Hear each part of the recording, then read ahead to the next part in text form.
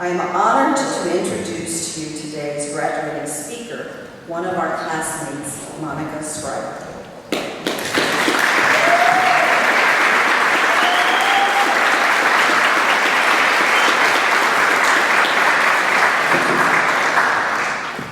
Thank you. Characters welcome. Writing, I think, is not apart from living. Writing is a kind of double living. The writer experiences everything twice, once in reality, and once in that mirror which awaits always, before or behind. Catherine Drinker Bowen. Before I begin the commencement speech this afternoon, those of us graduating wanted to make sure everybody here today understands what it means to be a writer. After making it through the Writing Popular Fiction program, here's what the experienced writers think it means. So here it goes. You know you're a writer when you can't read a book or novel without critiquing it. You know you're a writer when you start discussing with family and friends the lives of your characters as if they were real. You know you're a writer when you tell your family not to interrupt you unless there is blood. Lots and lots of blood. You know you're a writer when you'll write notes on anything you can find, such as a napkin, the back of an envelope, or any of your child's body parts that are readily available. You know you're a writer when the debt collector comes to your house. You know you're a writer when you're about to experience something emotionally devastating in your life and you remind yourself to take notes on how it feels. You know you're a writer when you come up with your best ideas in the shower. You know you're a writer when you listen to the voices in your head, hold conversations with them, and they start to interrupt you. You know you're a writer when it's 5 o'clock at night and you still haven't taken a shower or brushed your teeth. You know you're a writer when you hear yourself say, I'll take you to the hospital as soon as I finish this chapter.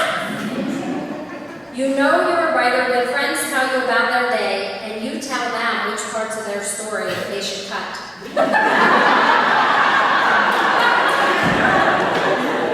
You know you're a writer when your house looks like a hurricane ripped through it, but you made your word count for the day. You know you're a writer when there's more coffee in your body than blood. And finally, you know you're a writer when you hold conversations with your characters any time of the day, even when they wake up at 3 a.m. Wake you up at 3 a.m. If 2 or more of these sound familiar to you, and you are not in the Writing Popular Fiction program, you should be, because chances are you're a writer. As a writer, characters and ideas are always welcome. But what is it about our characters that make them real to us? The answer is simple. We are what make them real. Our unique experiences and perspectives help us to create memorable characters our readers will love. Joseph Campbell believed, what each must seek in his life never was on land or sea. It is something out of his own unique potentiality for experience, something that never has been and never could have been experienced by anyone else. We are shaped by our experiences, and our characters are better for it. William Wordsworth described this as filling your paper with the breathings of your heart. No longer ink on paper, our characters begin to take their first breaths and take flight into the imaginations of our readers, and oftentimes into their lives as well. And that's what we want as writers. Writing popular fiction. It's not just for entertainment anymore. On many levels, we have the opportunity to capture what it means to be human, to transcend genre and write on a personal level is the way Donald Moss put it yesterday. And readers crave this in their characters. They may not be able to but chances are it's because in the characters you have written, you have brought your heart and often your soul into your stories. You have allowed your passion for life to take over the characters you write. I like the way Sylvia Plath put it. And by the way, everything in life is writable about, if you have the outgoing guts to do it, and the imagination to improvise.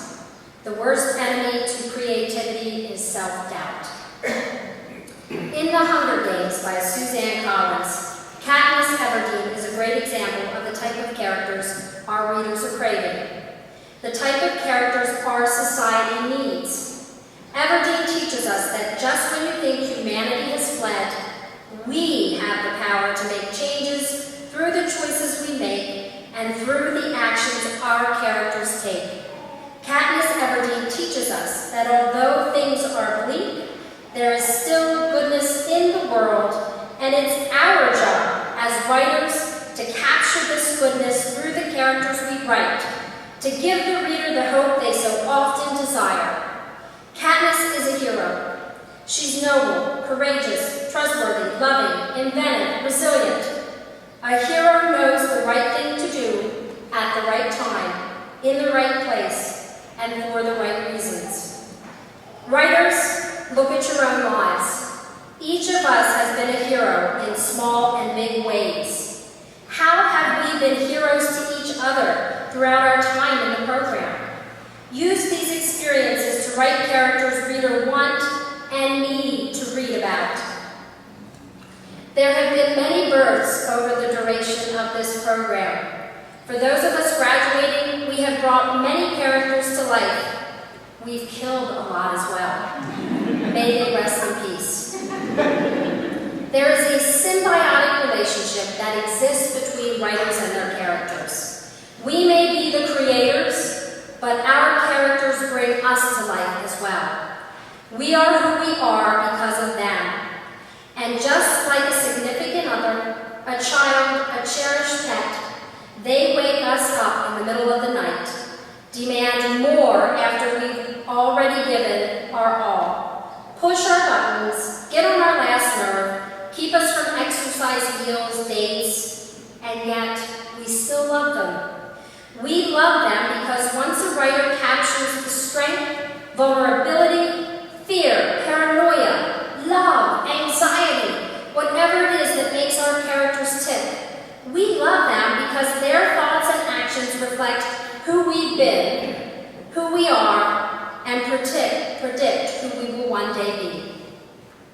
Through our characters, we can live out our fantasies, our views on society, whatever we're passionate about. When we can do this as writers, not only do we learn, but so do our readers. I challenge you to create the characters you were meant to create, and write the story you were meant to write. In his book, The Fire in Fiction, Donald Moss suggests originality can come only from what you bring of yourself to your story. In other words, originality is not a function of your novel, it is a quality in you. Do what feels right to you. Write what you are passionate about writing, and never ignore the voices in your head. They are trying their best to help you write the next bestseller. Welcome the characters who come to you and embrace them with life and vitality. Look at the world around you to help you create isms, quirks, maniacal laughs.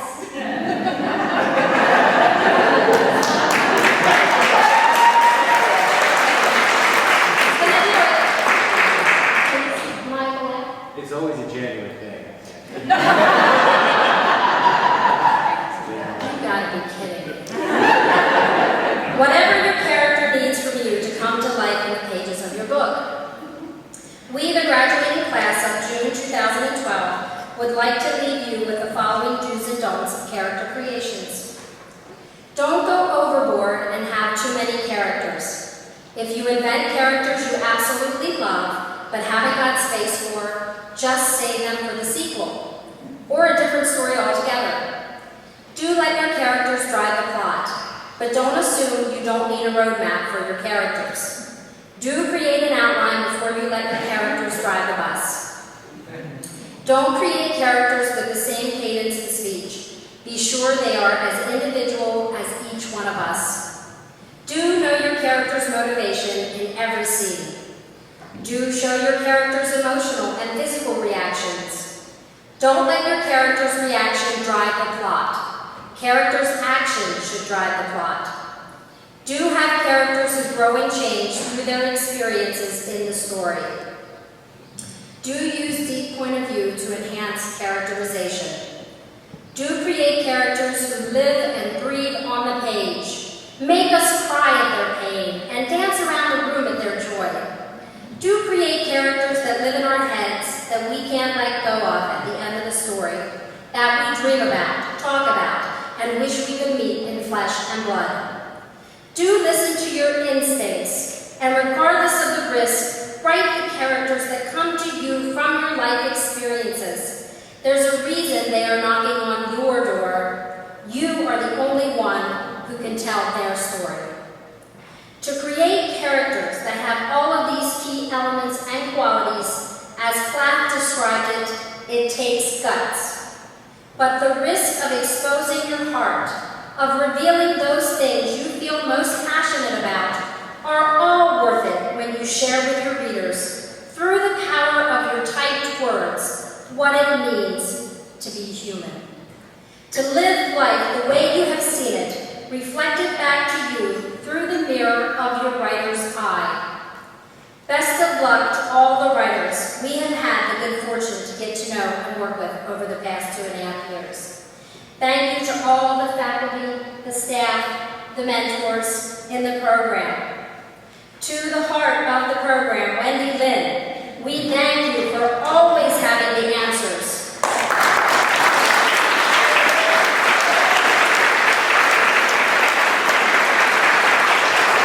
For always having the answers, or at least making them up if you didn't know. We have complete faith in you. It's been an honor and a pleasure to be part of the program, and now alumni of Seton Hill University's Master of Fine Arts Writing Popular Fiction program. Thank you.